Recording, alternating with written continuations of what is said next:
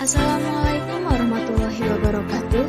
Halo semuanya, di video kali ini Grup D akan menjelaskan tentang salah satu bentuk sediaan farmasi, yaitu implan. Namun sebelum itu, izinkan kami untuk memperkenalkan diri.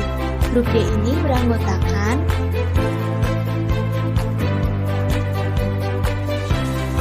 Raden Baladi Amrasana Putri, NIM I1A 019046. Gina Raudatul Jannah, NIM I1A 019-059. Judika Cendrawati Silitona I1A 019103. Rizkyani Dwita Mutiara, NIM I1A 019-105. Prilia Melinda Morin, NIM I1A 019113.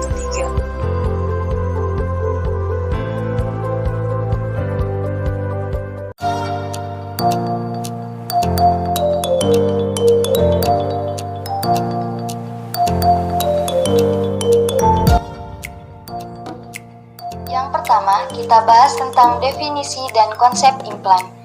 Keluarga Berencana atau KB adalah suatu program yang dicanangkan pemerintah dalam upaya peningkatan kepedulian dan peran serta masyarakat melalui pendewasaan usia perkawinan, pengaturan kelahiran, pembinaan ketahanan keluarga, peningkatan kesejahteraan keluarga kecil, bahagia, dan sejahtera.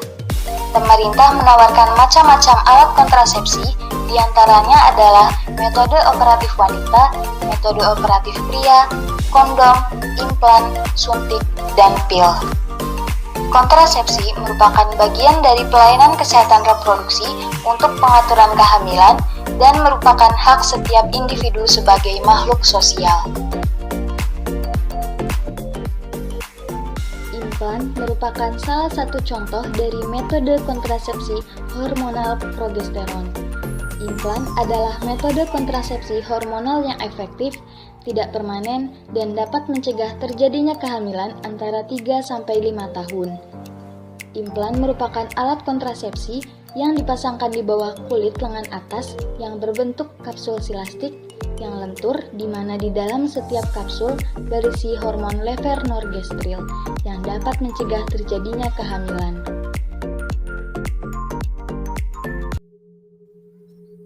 Nah, selanjutnya ada jenis-jenis implan. Jenis-jenis implan ada 3 macam, yaitu yang pertama Norplan, yang kedua Implanon dan Sinoplan, yang ketiga Jadena dan Indoplan. Yang pertama Norplan. Norplan adalah 6 batang logam kecil yang dimasukkan ke bawah kulit lengan atas untuk mencegah terjadinya kehamilan. Norplan juga adalah suatu alat kontrasepsi hormonal jangka panjang yang dapat melindungi pemakaian selama 5 tahun. Norplan terdiri dari 6 batang silastik lembut berongga dengan panjang 3,4 cm dengan diameter 2,4 mm yang diisi dengan 36 mg levonorgestrel dan lama kerjanya 5 tahun. Yang kedua Implanon dan Sinoplan. Implanon adalah suatu alat kontrasepsi hormonal jangka panjang yang dapat melindungi pemakai selama 3 tahun. Implanon dan Sinoplan terdiri dari satu batang putih lentur dengan panjang kira-kira 40 mm dan diameter 2 mm yang diisi dengan 68 mg 3 ketodesogestrel dan lama kerjanya 3 tahun. Yang ketiga ada Jadena dan Indoplan. Jadena dan Indoplan adalah suatu alat kontrasepsi hormonal yang melindungi pemakai selama 3 tahun. Jadena dan Indoplan terdiri dari 2 batang yang diisi dengan 75 mg levonorgestrel dengan lama kerjanya 3 tahun. Nah, itu dia 3 macam jenis-jenis implan. Berikutnya yaitu mekanisme kerja implan. Mekanisme kerja implan meliputi beberapa proses, diantaranya itu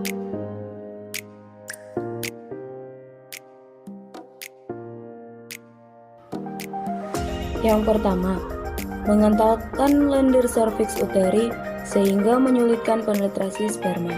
Yang kedua, menimbulkan perubahan-perubahan pada endometrium sehingga tidak cocok untuk implantasi zigot. Yang ketiga, pada sebagian kasus dapat pula menghalangi terjadinya ovulasi. Menurut Arum dan Sujiatini 2009, ada dua macam keuntungan kontrasepsi implan, yaitu keuntungan kontrasepsi dan keuntungan non-kontrasepsi.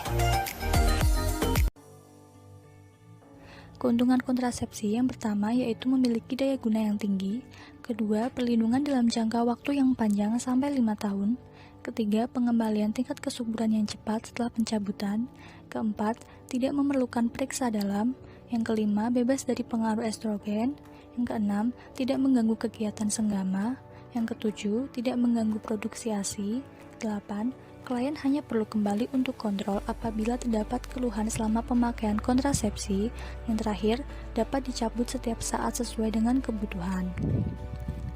Selanjutnya, untuk keuntungan non-kontrasepsi, yang pertama yaitu mengurangi rasa nyeri, yang kedua mengurangi jumlah darah haid, yang ketiga mengurangi atau memperbaiki anemia, keempat melindungi terjadinya kanker endometrium, kelima menurunkan angka kejadian kanker jinak payudara, keenam melindungi diri dari beberapa penyebab radang panggul, ketujuh menurunkan angka kejadian endometritis.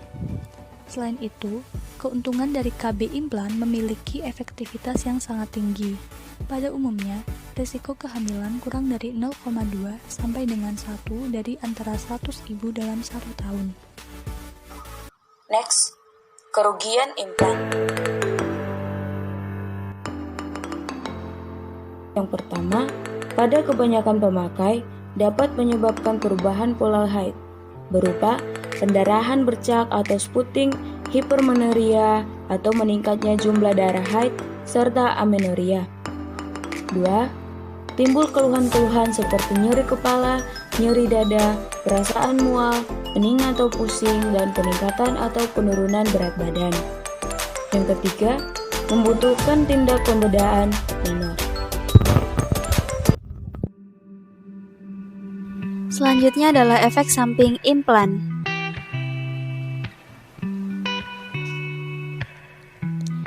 Efek samping implan dapat berupa amenorrhea, pendarahan bercak ringan, pertambahan atau kehilangan berat badan, ekspulsi, dan infeksi pada daerah insersi. Amenorrhea adalah kondisi saat seorang wanita tidak mengalami haid atau menstruasi selama 3 siklus berturut-turut atau lebih. Yakinkan ibu bahwa hal itu adalah hal biasa, bukan merupakan efek samping yang serius. Jika tidak ditemui masalah, jangan berupaya untuk merangsang pendarahan dengan kontrasepsi oral kombinasi. Lalu selanjutnya adalah perdarahan bercak ringan. Perdarahan bercak atau spotting sering ditemukan terutama pada tahun pertama penggunaan. Bila tidak ada masalah dan klien tidak hamil, tidak diperlukan tindakan apapun. Namun, bila klien mengeluh, dapat diberikan kontrasepsi oral kombinasi dan ibuprofen. Yang ketiga adalah pertambahan atau kehilangan berat badan. Informasikan bahwa kenaikan atau penurunan berat badan sebanyak 1-2 kg dapat saja terjadi. Namun, apabila berat badan berlebihan, hentikan suntikan dan anjurkan metode kontrasepsi yang lain. Yang keempat adalah ekspulsi. Bila ada infeksi, cabut seluruh kapsul yang ada dan pasang kapsul baru pada lengan yang lain atau ganti cara. Yang kelima, infeksi pada daerah insersi. Bila infeksi tanpa nanah, cukup bersihkan dengan sabun dan air atau antiseptik. Berikan antibiotik yang sesuai untuk 7 hari. Bila tidak membaik, cabut implan dan pasang yang baru di lengan lain atau ganti cara. Bila ada abses, bersihkan dengan antiseptik, insisi dan alirkan pus keluar. Cabut implan, lakukan perawatan luka, dan beri antibiotik oral 7 hari. Sekian video presentasi dari kami. Mohon maaf bila ada kesalahan. Terima kasih. Wassalamualaikum warahmatullahi wabarakatuh.